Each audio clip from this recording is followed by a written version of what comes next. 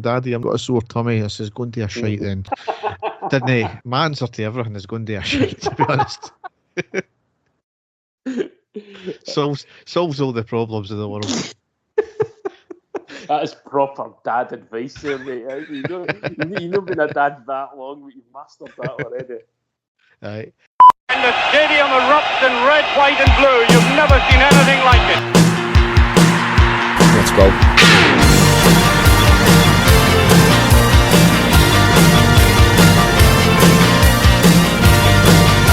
Manchester, brace yourself. Rangers are coming!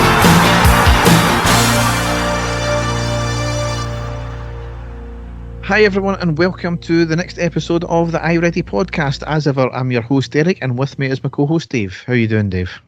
I'm very well, Derek. How's you? I'm glad the season started. I certainly wasn't glad, mind you, after the Hearts game, but I'm a wee bit more chilled out now that we got a decent result last night, and it was actually quite a decent performance in the main. Oh, Derek, I think you and me are two of the few supporters that think that, because it's been pure doom and gloom on social media even after the game. But like I said, we'll get into the performance shortly. But like you, it was. I was surprised by a lot of the play and do feel a bit more upbeat, just like what you do. But that's not to say that we think everything's great, by the way. We don't. No, definitely not. No. No. So we may as well go down the tunnel and onto the park.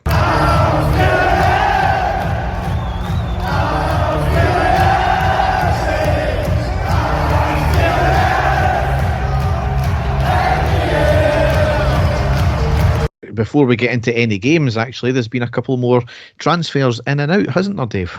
Yes. Yes, so incomings, Vaclav Cherny, a season-long loan from VfL Wolfsburg, 26-year-old right winger. I don't believe there's an option to buy though, is there? I'm not actually quite sure. I know it's on, that they've got on loan, but I've not seen anything to suggest, because usually that's one of the first things that comes up, isn't it? That there's an obligation to buy and stuff like that. So I certainly haven't seen anything. So again, it's possibly just like the Sima deal that we've got him on loan, and if we've got the amount of money that they're asking for him, if he is a success at the end of the season, then it might happen. But I've certainly not seen anything like that. No, but Dave, we've actually finally got a replacement for Candias. He's an actual proper right winger. When was the last time we had that? Well, I think you've just answered that there in Candias. So the strange thing about him, though, Derek, he is a right winger, but he's left-footed. Yeah, that seems to happen quite a bit these days, especially with us. But he certainly fits the profile of the type of player that we're looking to bring in.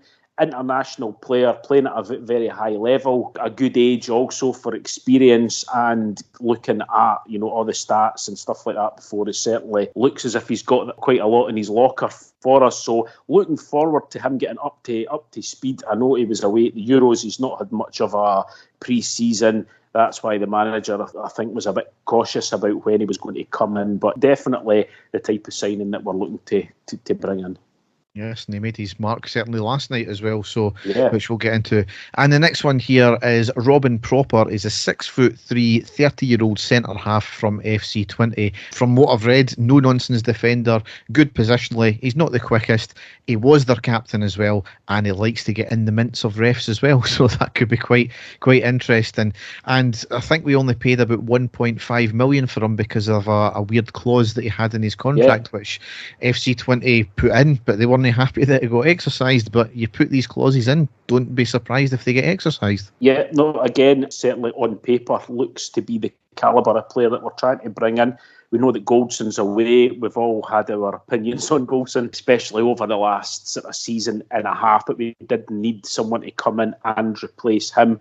I'm hoping that we can bring in at least another centre-half to go alongside him, but definitely, again, the type of calibre of player that we're looking to bring in. And as you say, we've actually bought him. It's not a loan. We've actually bought this guy. So, yep, Sam Lammer's going one way, him coming the other way, and he is, as you say, he is the captain. So we are looking for this guy to come in and sort of get in the team as soon as possible. But we'll speak about the comments that the manager made about him in a wee while of the reason that he didn't play last night. We'll get into that now, because he travelled with the team last night. He was on the bench, I think, but he never got on for Hearts because he by the sound of it, he was building IKEA furniture. So a bizarre statement for the manager to make. You know that I have been a big supporter of Philip Clement. You know that I've said that I do think he's the right man, but I think he needs to maybe be a wee bit more savvy with some of the comments that he makes to reporters, because it's things like that that'll be brought up constantly, and it was a bit of a bizarre excuse, wasn't it? He never really said that he was building IKEA furniture, just for clarification there. Yeah. I know. It was something sort of similar to do with moving and stuff like that, which I find, again, quite bizarre. If you're ready to go, you've had your pre-season, you're fully fit, you should be in trying to get in the first team, and it was just bizarre that he travelled with the team and he was on the bench, proving that he is fit and ready to go, but he still didn't play. It was a bit bizarre. Yes. Anyway, outgoings, Dave, you stole my thunder a couple of minutes ago with Sam Lammers going to FC20 for an undisclosed fee, but it's apparently around $3.5 million, which is incredible if we got that. Yeah. And Connor Goldson to Aris Limassol for an undisclosed fee, apparently around $1.5 million as well. So all in all, a great set of deals, I think. Yeah, and going by what we've heard, and obviously this isn't gospel, but Goldson being one of our highest earners in the team, so you've got to look at that. Also, you had a wee bit of a Twitter spat with someone that's no like you, Derek. I think just know that long ago, people trying to see the bigger picture of it's not just about the transfer fee, it's about the amount of money that we are going to save on wages, and if he is on the wages that we were told he is on, you know, it's going to be a huge amount of money come the end of the season that we could be using for other things. So, yeah, two good deals, I think. Like, Lammers was never going to get back in the team, so to get that money for him, fantastic. And I wish Connor Goldson all the best. I'm sure everybody else did. He was a servant to us. Still can't forgive him for the Europa League final. That's the only thing that sticks to me. Was a great servant to us, and we wish him all the best. And it's just strange to see him playing green and white, just like Alfredo Morelos is as well.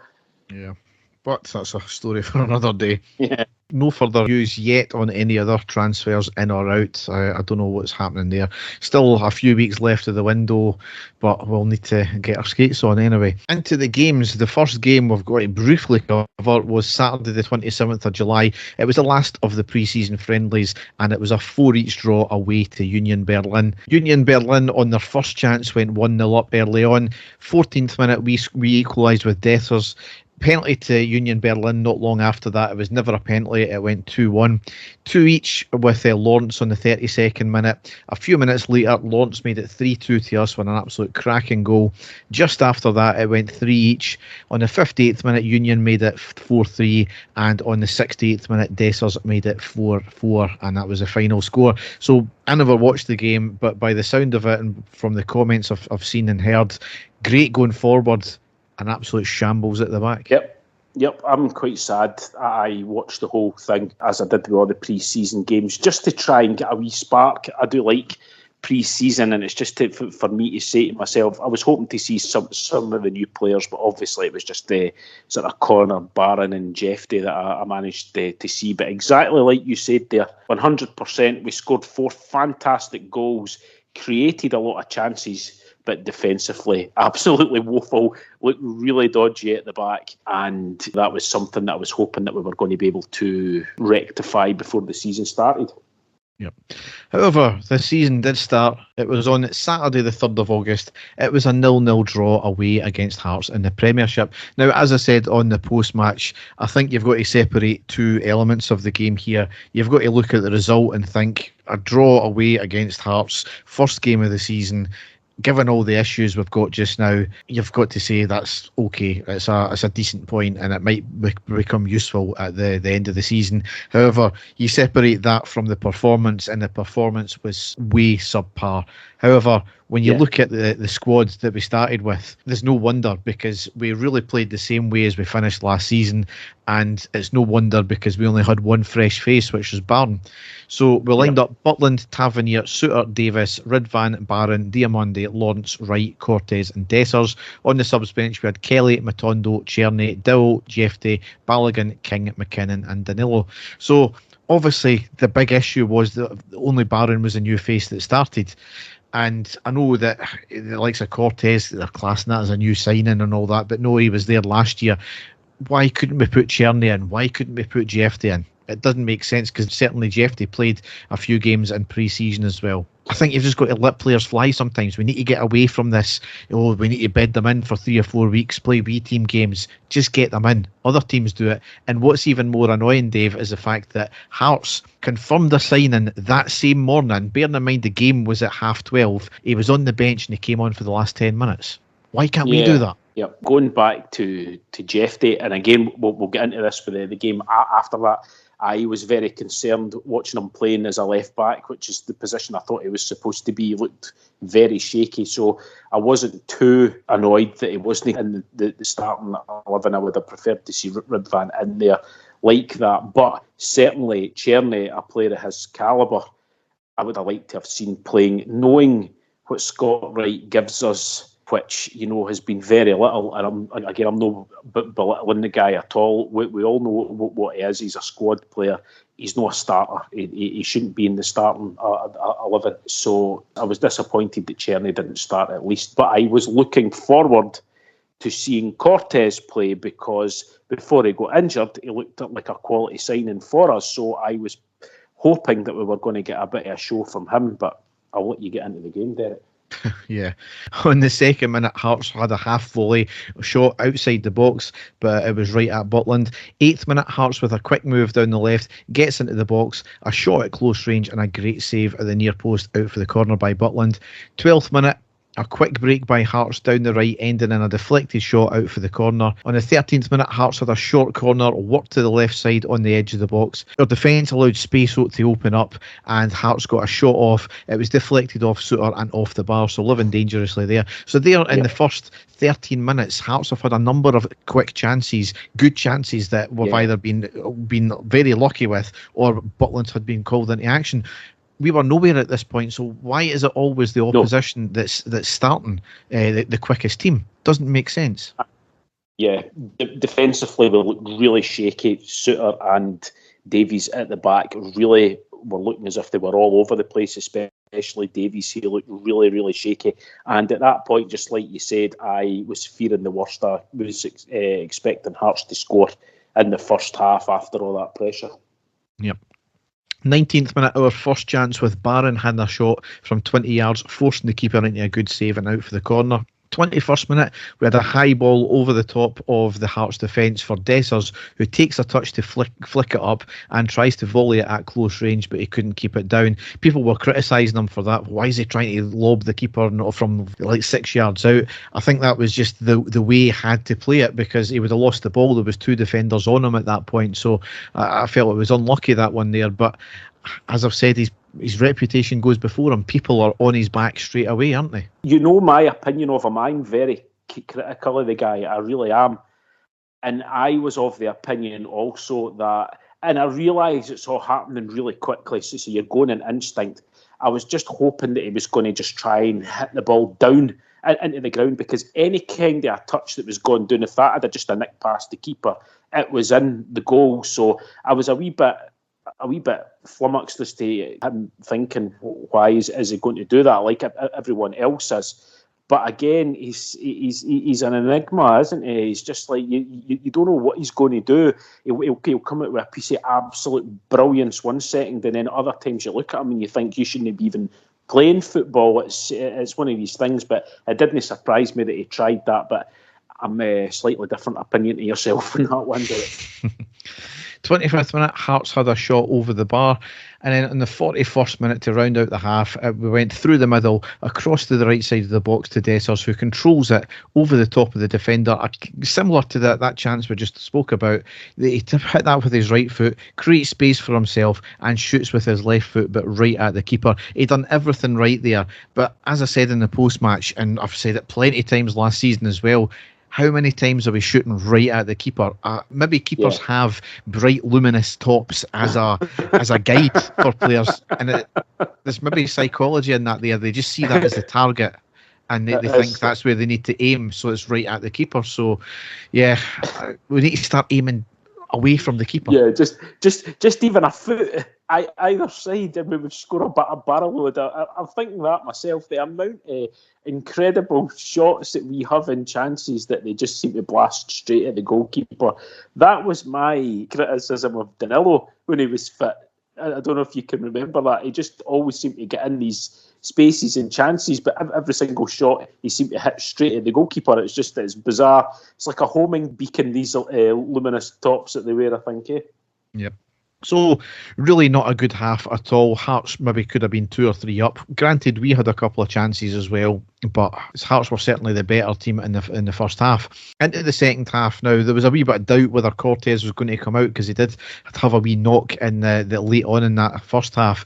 However, on the 47th minute, he goes down injured, and it was weird because I don't know if he actually clipped the guy's heels or he had a strain or something like that, but he had to go off injured on the 49th minute, and Matondo came on for him.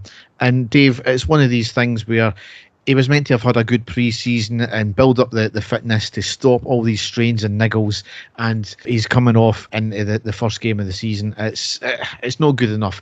It's been since clarified. I think it wasn't as bad. It wasn't a hamstring. I think it was his knee, a slight twist in his knee or his ankle or something like that after the challenge. And it's not going to be as long as we feared, because the way he went down, I think he was near in tears as well. We were thinking 4 or 5 months, but it turns out it's only around about 4 or 5 weeks he's going to be out for, which is bad enough, but it's not as bad as we first thought. No, as I say, I watched him in pre-season, and he certainly didn't look like he was at before he got injured last season, because that game against Hearts, I raved about him. I thought we've got ourselves a quality player, really fast, really direct. It didn't look like that in pre-season, which is to be expected. So, like you, when I seen him play in the first half, I think he looked a wee bit cautious, and I said to myself, I still don't think he's 100%. And come to the end of the first half, he looked laboured, he looked tired, he looked possibly, like you said, he was carrying a wee niggle, and I was really shocked, just like you, that he came out in the second half, and then lo and behold, that happened. So, another setback. We are down to the bare bones, and our squad as it is for quality players, and thankfully it is only going to be a few weeks. We'll just have to hope and pray that he gets back to the form that we know that he was when he gets back for this injury, don't we? Yep. 52nd minute was a corner from Tavernier off the head of Shankland and off the top of the bar out for another corner. So unlucky that one there. Whether that was meant, I'm not too sure. 53rd minute, a cross from the left from Lawrence, header by Dessers off the bar, off the post, and then back out into play and then cleared. So it was a great header, absolute perfect header, done everything right, just pure unluckiness, that one there. It certainly was.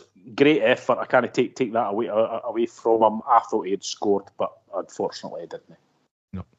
54th minute, a cross in on the deck from Hearts on the left side, blocked and away at the near post by Butland. 60th minute, Davison right off, Balogun and Cherny on.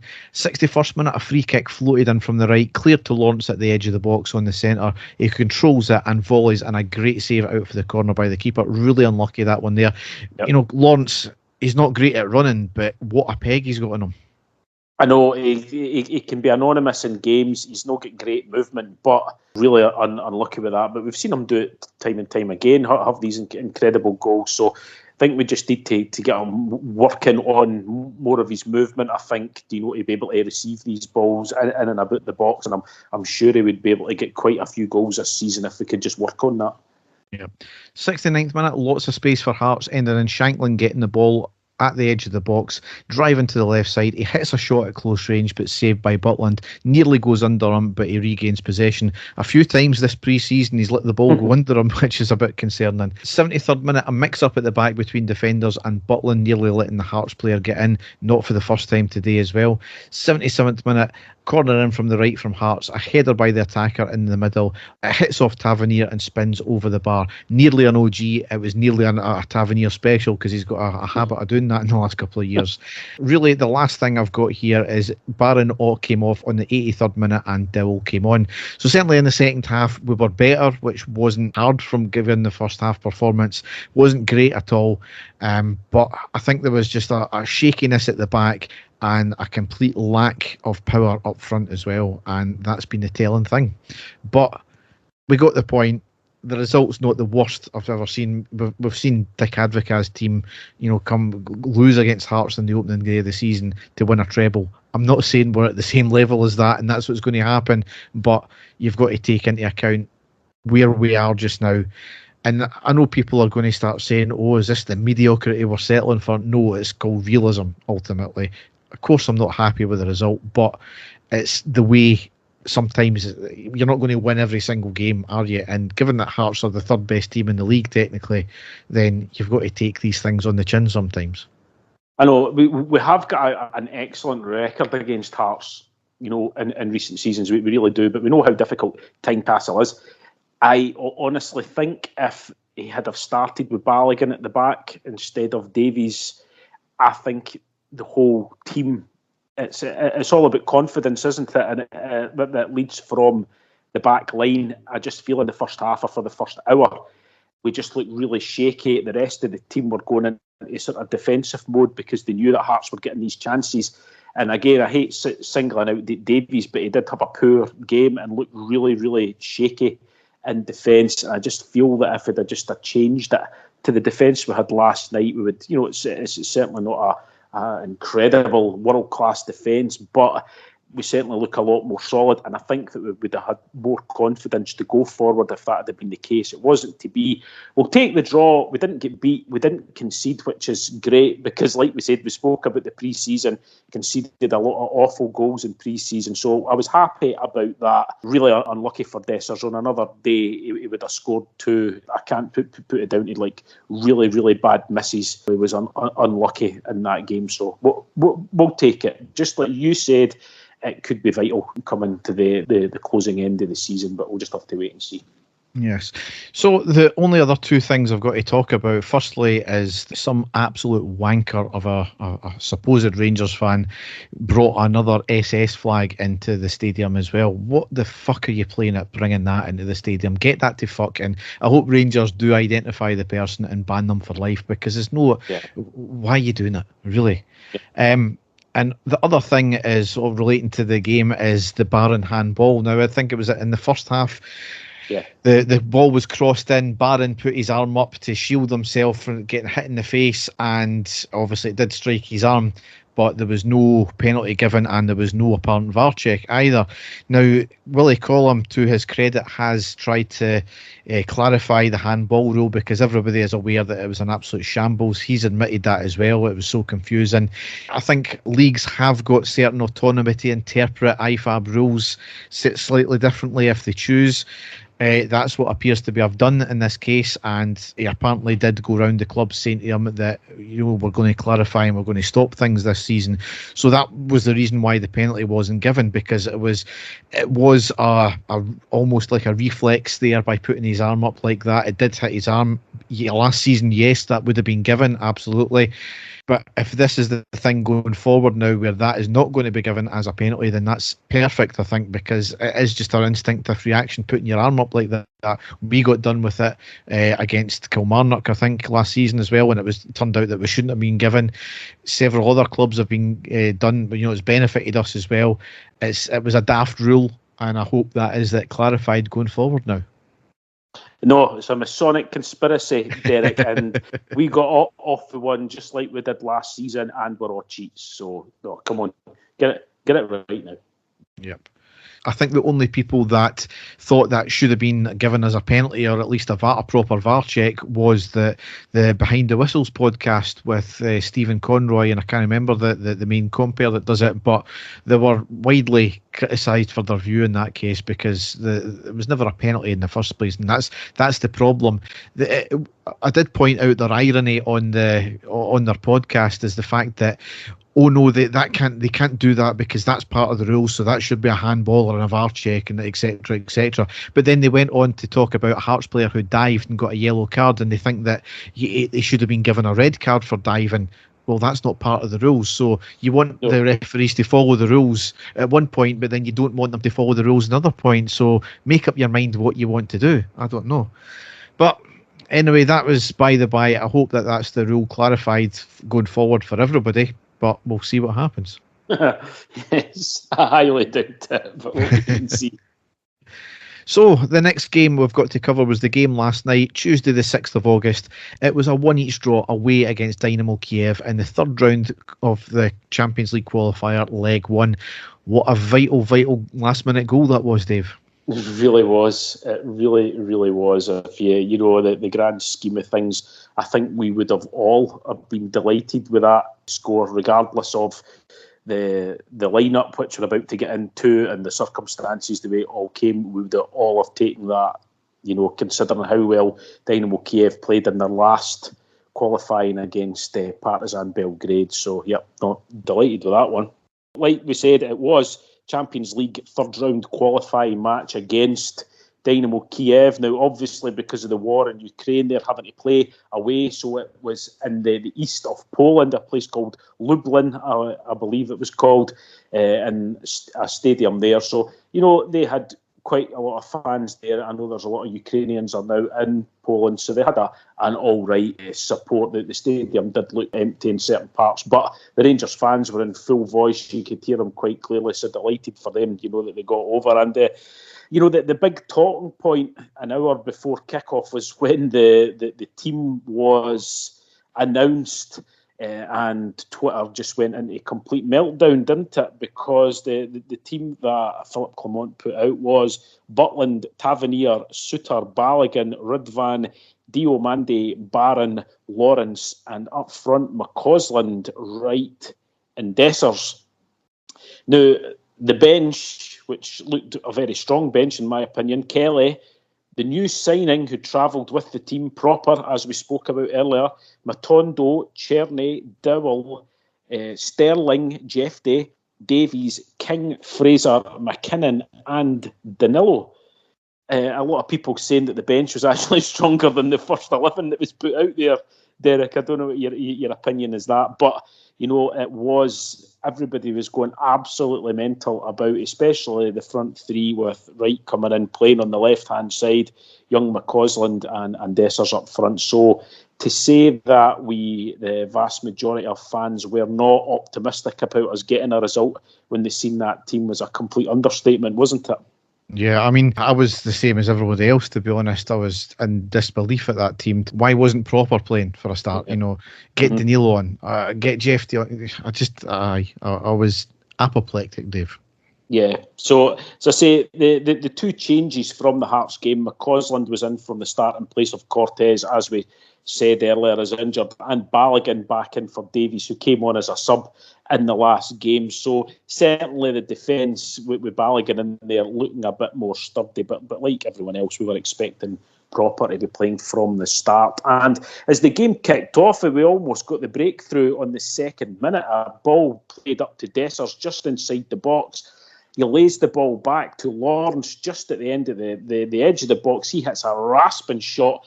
Again, like we said, straight at the goalkeeper. The goalkeeper spilled the ball. The ball sort of cannoned out, and there was Dessers to hit a sort of snapshot. Unlucky, and managed to get good contact with it, but straight at the goalkeeper again. So again, Lawrence getting into the position, getting a great shot, but hitting it straight at the goalkeeper. Exactly what you said in the last game that we were talking about. So really unlucky there. But then it was really all Dynamo Kyiv for the next 20 minutes, the 7th minute, back into the game, really pressing us hard. They were putting constant crosses into the box, looking really dangerously. Thankfully, we were getting it dealt with. But then in the 17th minute, Dynamo Kyiv thought that they had taken the lead. The ball was in the back of the net. The linesman put his flag up, who were all looking to see, but Derek, as we saw in the replay, 2 players clearly offside, so it was a correct decision, wasn't it? Yeah, quite lucky that one there, but I think there was 3 players maybe. Yeah, quite lucky. Yeah, so as I say, it was kind of constant pressure, but then on the 20th minute, Rangers really unlucky because we did get the break. The ball came, played up to Ross McCausland on the right wing. He had 2 defenders with him. The ball took a break. I'll not say that he was lucky because he was going that way, but the ball took a break and then he dinked past the other defender. He looked up, he saw there was space, he kept going, and then he hit a absolutely fantastic curling shot with his left foot. It comes crashing off the post and back out and cleared. So really, really unlucky there by McCausland. That would have been a sensational goal for him, but unfortunately not to be. But Rangers kind of stabilised after that, and it was a midfield battle for the next 15 minutes. But then Dynamo were coming back into the game, and unfortunately they did score in the 37th minute, and it was a defensive calamity and quite a few people involved in that. It was a quick counter-attack, and then there was the mistake by Rudvan to give the ball away in a dangerous position. Connor Barron was covering him, but the winger, just a clean pair of heels, got past him, no problem, gets down onto the byline and looks up, and John Souttar, just looking about, doesn't track the striker coming back, and the ball is played right across the face of the goal for him to tap it in at the back post. How many times have we lost that goal? Really, really sloppy. 3 players involved that could have done much better, Derek, and really, really disappointing just before half-time for us to concede at that stage.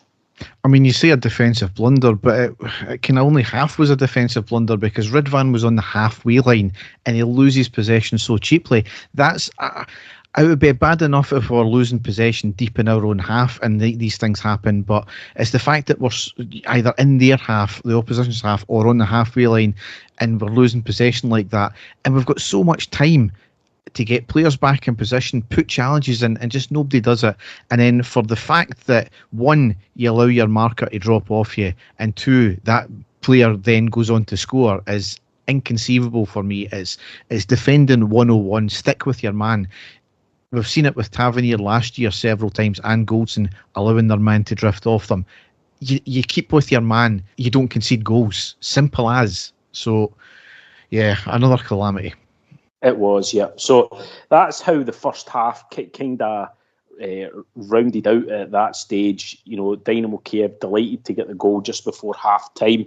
We knew that we hadn't been playing that great. We knew that there would have to be a few changes into the second half. Scott Wright, who, again, I've spoken about him. I didn't want to slag the guy off, but he offered absolutely nothing on the left wing. But he is a right winger. He was getting asked to get played on the left-hand side, but offered absolutely nothing. So he brought on Jeffrey, who we know is an attacking fullback, but he played him on the left wing. And for me, changed the game. I thought he was excellent in the second half. I had my doubts about him watching him pre-season, but playing in that role, I thought he caused problems all night. And, it was only about 5 or 6 minutes into the second half that he gets the ball on the left wing. And he does just what we're looking for players to do, Derek, is just put crosses into the box, and dangerous crosses, and that's what he was doing. He puts the cross into the box, a great header by Dessers again. It looked as if it was heading into the far corner, and an absolute wonder save by the goalkeeper. Dessers couldn't have done anything better with a header. It was even better than the one that he had against Hearts, which hit the post and the bar, and it was even better than that. It was nestling in the bottom corner. Tremendous save by the goalkeeper, and really unlucky with that one, weren't we? I thought it was in. The keeper was done brilliantly, and as you said, Dessers done brilliantly as well. Just one of these unlucky things. I do mind obviously if we don't score, but if we're having chance after chance and putting the keeper under pressure, that's been the big thing. We never put keepers under pressure, but that was one of the things that we done well last night, is actually put the keeper under pressure a few times. Yep. And just to know, about 2 minutes after that, Jeffrey getting released on the left-hand side again, and his first thought get a dangerous cross into the box. He puts the ball right in front of the goalkeeper, but unfortunately there was nobody there. Somebody take a gamble. That's when we're looking for the likes of Lawrence to make a late run at the back post. You've got Dessers in there, sort of at the front post, getting all the attention by the defenders. It creates space for somebody else to drift in there at the back post. It wasn't to be. Another great cross by Jeffrey, and nothing there. Then on the 60th minute, McCausland came off. Now McCausland, a lot of people were saying he was ineffective. That lad, he run himself into the ground in the first half. He put so much pressure on the defence in the second half also, so I'm going to let him off. Didn't do much apart from the shot at goal, but certainly his running off the ball was excellent. So, a really, really good shift for him. So he comes off, Cherny comes on, which is what we were looking for. But then on the 63rd minute, Dynamo Kyiv cut Rangers wide open on the left-hand side, running into the box. Suter kind of makes a muck of the first tackle and clearance. Balogun comes in, clears the danger. The ball manages to flick back to Butland and goals. I thought they were through. I thought they'd scored that goal there, but thankfully we managed to clear it, but really living dangerously at that point. But then 5 minutes later, kind of end to end, and again it was Jeff Day on the left-hand side, fires in a cross for the left wing. Tom Lawrence this time manages to get a header, strange header right enough, sort of looping up in the air. The goalkeeper flapped at that stage. I thought it was going to nestle in. He managed to get his hand to it and put it over the bar. So, the goalkeeper pulling off a great save 1 minute and looking really dodgy the next minute with these high balls. And that's what I thought. Why don't we just keep doing that? Put high crosses into the box, see what happens. But again, it wasn't to be. 71st minute, Barron off, Sterling on, sort of straight swap into the midfield. And that sort of settled Rangers down, I think. Derek, do you not agree with, for the next sort of 5-10 minutes, Sterling coming back into the midfield? Not to say that Barron didn't have a great game, but I think just that, assuredness that he's got with the rest of the team. They know the type of player that he is. Kind of slowed things down, slowed the game down, but I think to our benefit. Do you not think so? Aye. Yep. So 80th minute, Mandy off this time, double on, and we're thinking at this stage, if we can hold out, keep it at 1-0, it's not a disgraceful result away from home. It gives us something to fight for.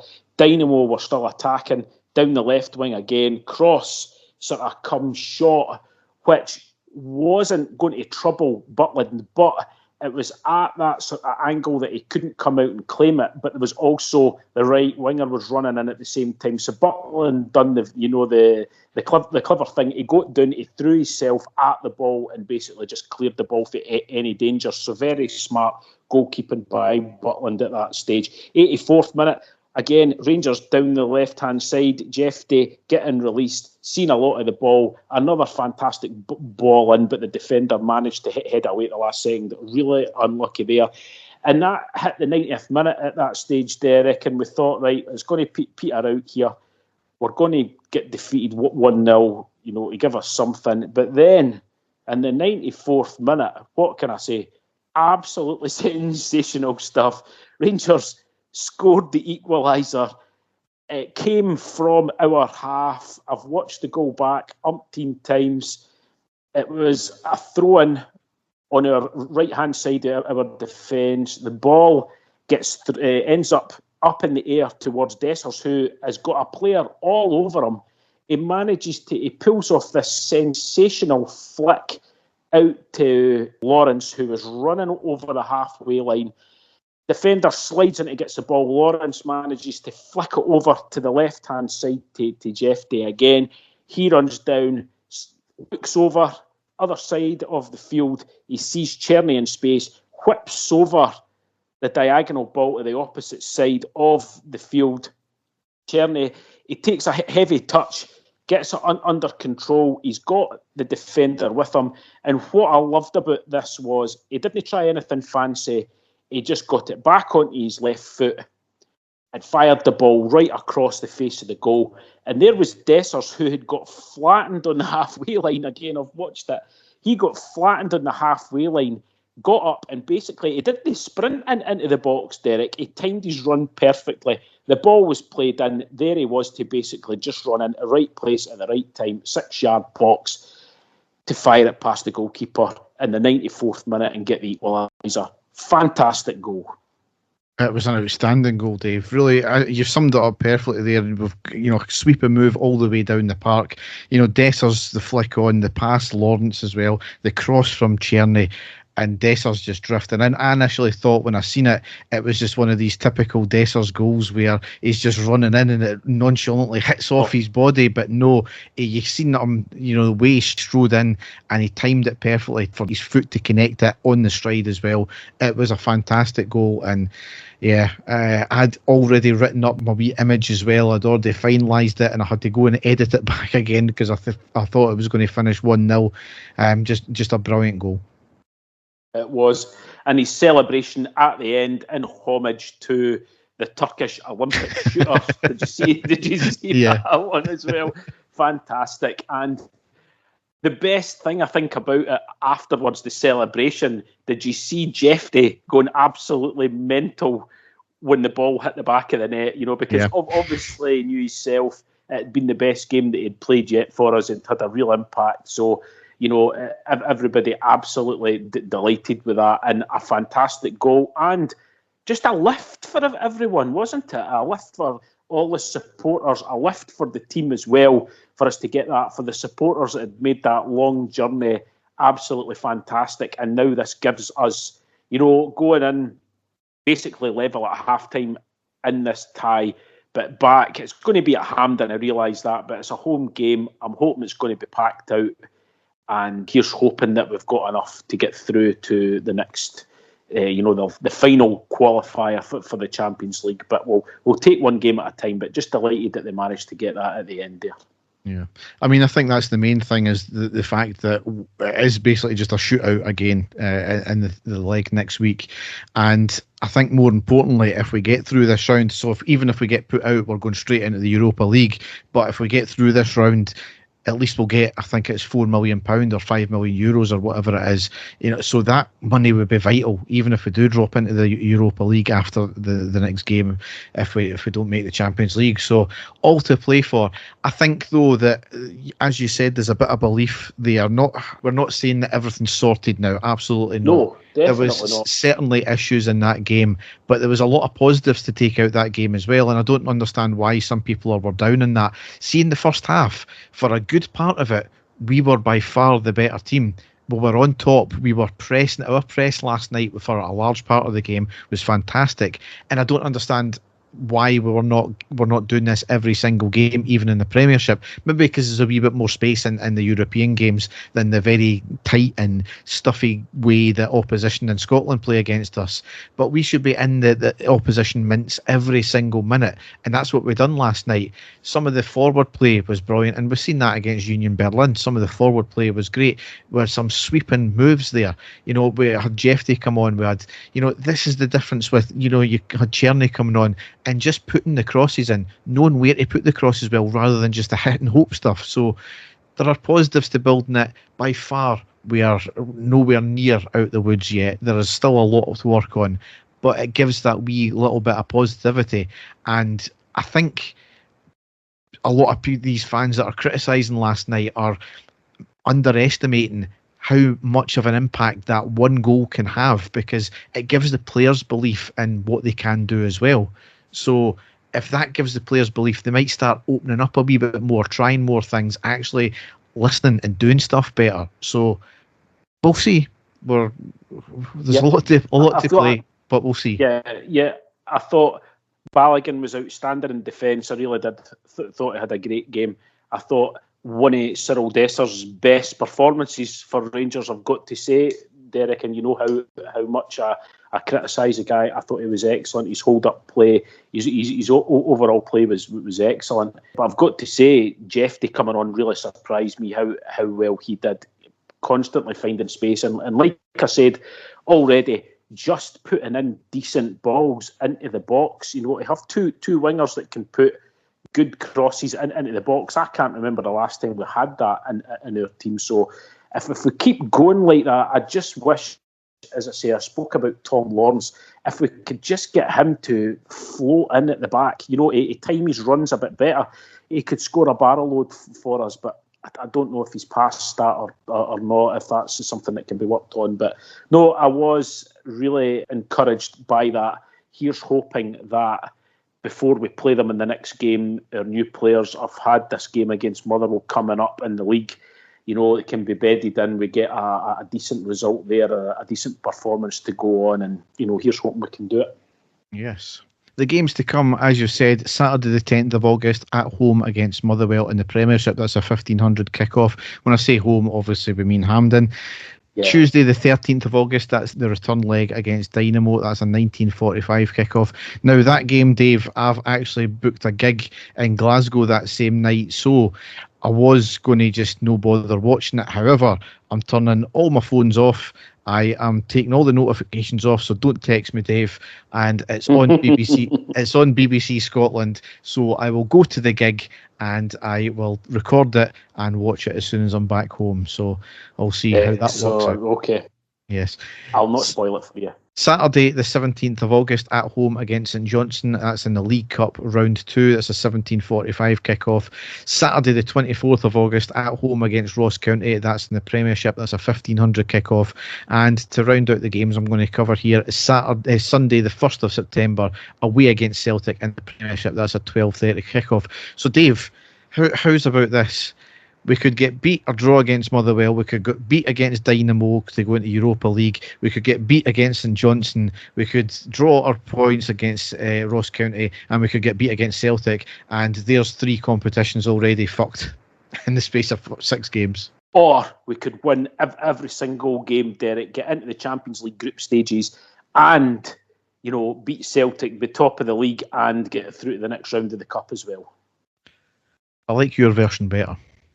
But again, Dave, I'm a realist. Yeah, but we'll just have to wait and see. There's a lot of issues. We can see it. We're no stupid. We know the problems that we have in the team. There's a long way to go. I really hope that we manage to bring, like I said in the last pod, I really hope we manage to bring in a few new players, but quality players into the team that can help us. But again, it's just all rumours just now. We've been rumoured to be trying to sign all sorts of players, and the likes of Proper and Cherny came out of absolutely nowhere. So we'll just have to wait and see what happens. We'll just keep our fingers crossed. Yes. Not tempting fate. Should we get past Kiev, we will play the winners of Red Bull Salzburg or FC 20. It'll be played on the 20th and 21st of August at Hampden, and then the second leg is the 27th or 28th, and that's the away leg, obviously. Now, obviously, that would be quite interesting with FC 20, given the fact that we've just taken their captain and they've got Sam Lammers. So I did joke, Dave, that we'll get past Dynamo, we'll get FC 20. Why did you have to send this? And Sam Lammers will score the winner against us. Why did you have to send that? Why did you have to do it? Because I'm a realist, Dave. The ultimate shame having Sam Lammers score against us. What a nightmare. So, we will go into the news.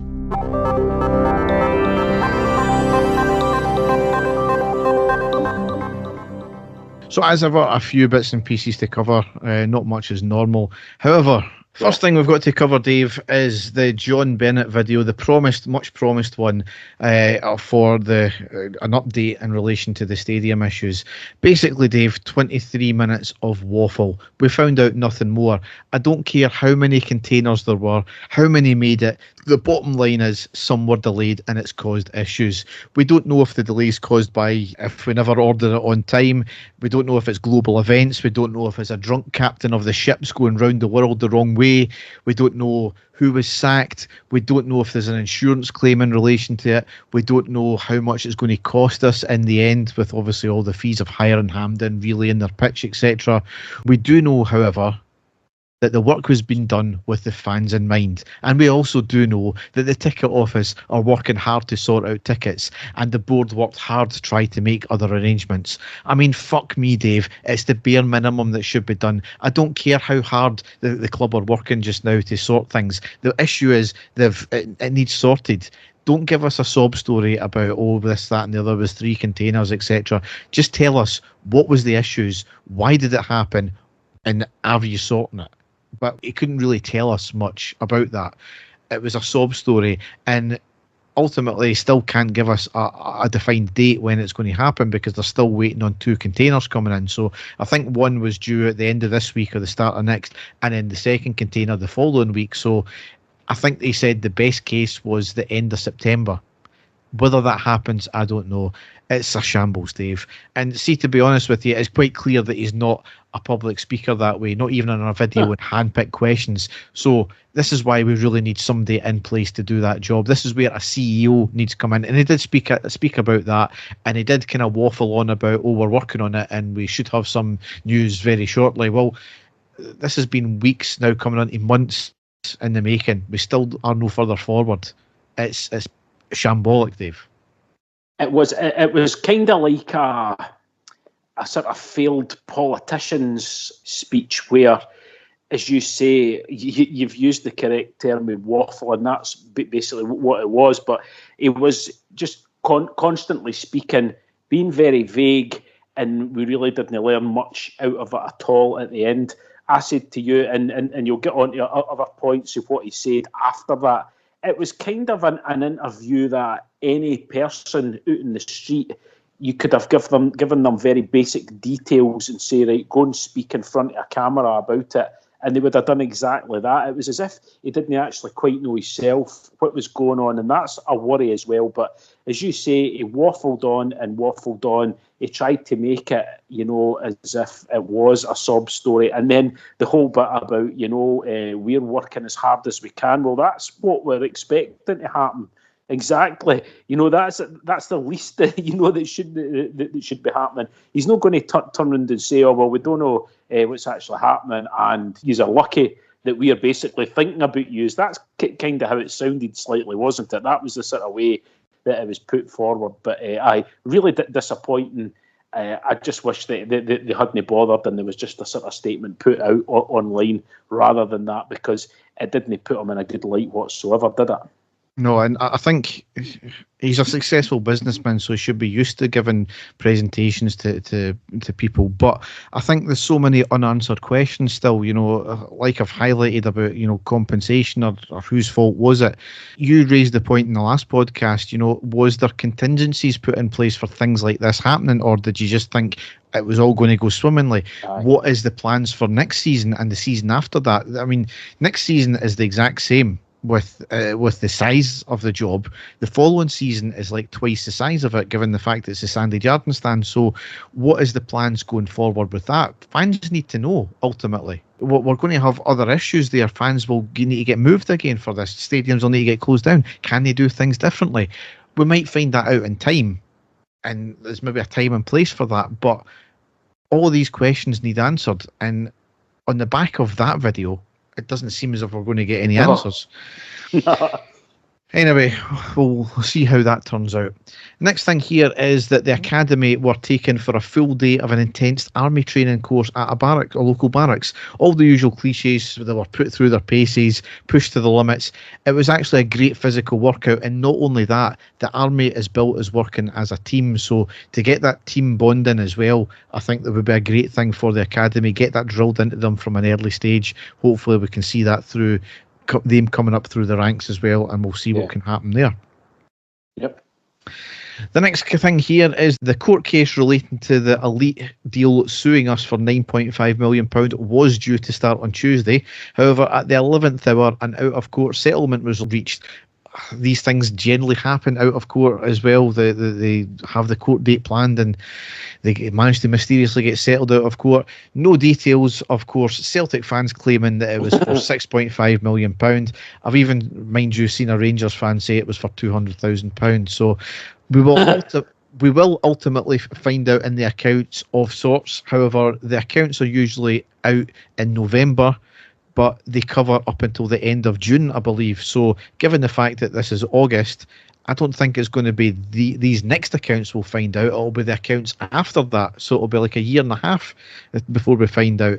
And these things are usually not disclosed exactly either. It's normally bulked in with, I think the last one to Mike Ashley, it was bulked in a remuneration package for other costs and stuff. So we might not find out the exact cost of this. And with a lot of these things as well, there is confidentiality agreements. However, somebody did make a point on Twitter tonight that they're replying to me is that, well, Elite are in administration, so they would need to disclose it to their creditors as to how much they got. So we'll find out hopefully how much that is soon. It's certainly not going to be the £9.5 million because that was, I think, for the total deal over the years that the deal was dropped, and there was no way, given what we found out about them, that they were going to make that amount of money off of that because there would have been a boycott. So, yeah, interesting one that. Yeah, definitely. And as you say, we'll probably not find out the full exact amount regardless, but the financial experts on the other side of the city would tell you different. But, I don't know if this in any way has had any bearing on current financial standings with the club, Derek, or not. I've seen quite a few reports saying that they were obviously waiting for this to happen to try and get something sorted, and then there could possibly be more money available for other things with the club. I don't know how much a standing that would have on it, but again, we'll probably be kept in the dark about that, so we'll just have to wait and see if anything comes of it. I think, if I remember correctly, in the last accounts, there was no money ring fenced for this because this has been rumbling on for a while, along with the Sports Direct suing us as well. So I don't think there was any money ring fenced for it. So I don't know. It could be, it might not be.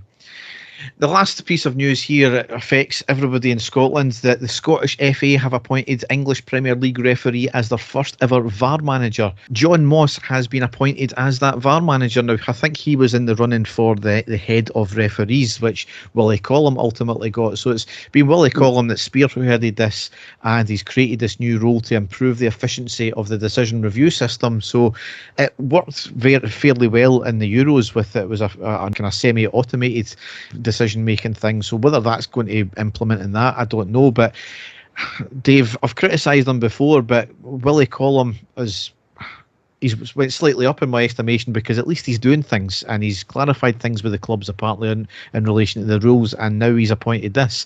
It's just funny that the SFA have no money apparently, no pot to piss in, and now they're creating rules for ex-Premier League referees. So hopefully it's the start of something better in Scotland, because VAR's been a shambles last season. It certainly was, and we can only hope. The fact that he's got a former top referee for down south, I don't that's obviously so that no one can cry bias with him coming in and dealing with it, because he should have no connections to any teams in Scotland. But we'll wait and see. There'll be some mad fans out there that'll say that there's a link to Rangers in some way, won't they? And he was appeared with a royal blue jumper on in the first day's job or something like that. It's something ridiculous. But as you say, it looks as if it's moving forward, and we can only hope that it's going to make things better. It's been a bit of a nightmare so far. Yeah, a Rangers fan even joked online tonight that I used to go in my bus to the games with me, so he's a good man. So, in the section that apparently not everybody likes, but we're doing it anyway, Dave, because it's our podcast. Greatest personal injury case I've ever heard. Chris Goodnow, an estimated Valley attorney, has picked up a client who is suing a sex toy company. Said client purchased a butt plug that was advertised as 100% silicone. Client wears butt plug to an MRI appointment. Much to the client's dismay, butt plug has in fact got a metal core.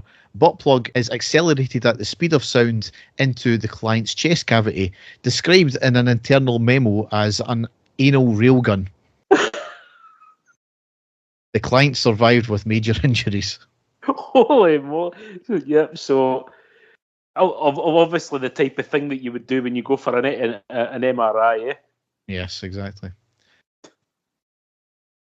I'd like to apologise to the little boy standing behind me in the queue at the Co-op today. Mummy, your little boy was right. That old man in front had farted in his face and it stunk.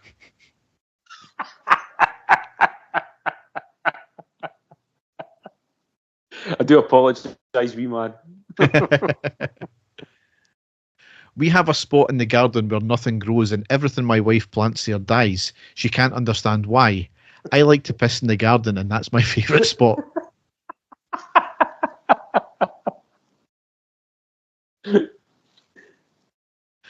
I bought a house with one sound-insulated room that had quite clearly been a sex dungeon. One deep clean later, we got the perfect playroom for the kids and to make all the noise they want. Fair enough. Aged 50, married with kids. Bought parents' house, now masturbate in the exact same bathroom I did in my late teens. Only instead of being worried my parents will hear me, it's my wife and kids.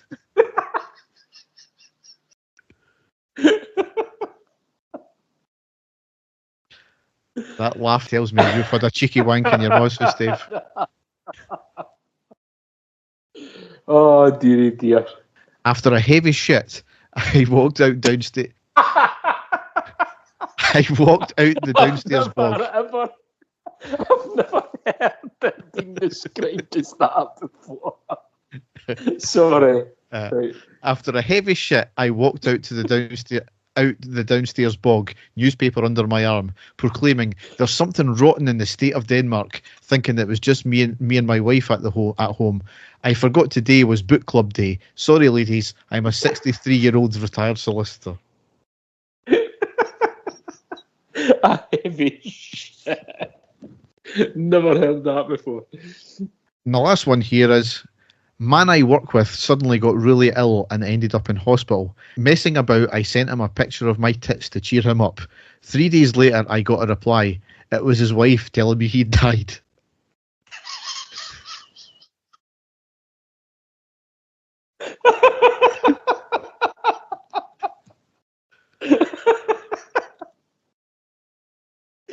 Does this woman fancy coming to work next to me, Barry Sands? No. So on that note, we will end the podcast. Oh. Dave's butt plugs just fell out. Thankfully, I'm not going for an MRI. So, yes, Dave, it's been a mixed bag. There's positives to work on, but there's been a few concerns as well. But, you know, if we pick up the way we left the game last night, then I've got a wee bit more confidence than I did before. But again, we'll see what happens against Motherwell, because my expectations might be back down again. Yes, I know. It could well go that way. I'm hoping it doesn't. But like you said, just the way the game ended last night, it gives us all a wee bit of hope. It gives us a lift. That's what we were looking for, because us as supporters were full of doom and gloom before that game last night, and that's certainly been a glimmer of light for us. So hopefully we can build on it. Yes. So thanks for listening and goodbye. Take care. Bye-bye. And the stadium erupts in red, white and blue. You've never seen anything like it. Let's go.